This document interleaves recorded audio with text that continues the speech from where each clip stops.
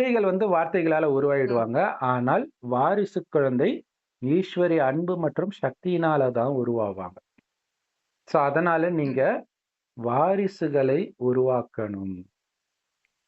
ம். பாருங்க, இது ரொம்ப முக்கியமான விஷயம். ஏன்னா, முருகனுக்கு பிடிக்காது. முருகன் ம். பிரஜை ஆயிட்டாரு. கார்த்திகை பெண்களோட தான் இருப்பாரே தவிர, பார்வதி கிட்டயே வரமாட்டார். சிவனோட இருக்க வரமாட்டாரு. அப்ப சக்தி இல்லாம இருக்கிறார்.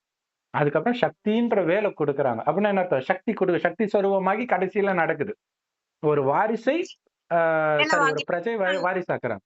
ம், செய்றது அப்படின்னு காமிப்பாங்க. சக்திட்டேருந்து வாங்கி வந்து ம், சக்திவேல் தாங்கினாய்லாம் பாட்டுல வருமே. ம், சக்திட்டேருந்து அந்த வேலை வாங்கிட்டு வந்து தான் அந்த அசுரன கொல்றாரு.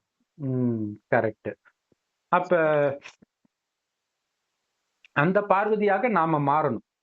மற்றவர்களுக்கு அந்த சக்தின்ற வேலை குடுக்கணும். சோ இதுதான் முதல்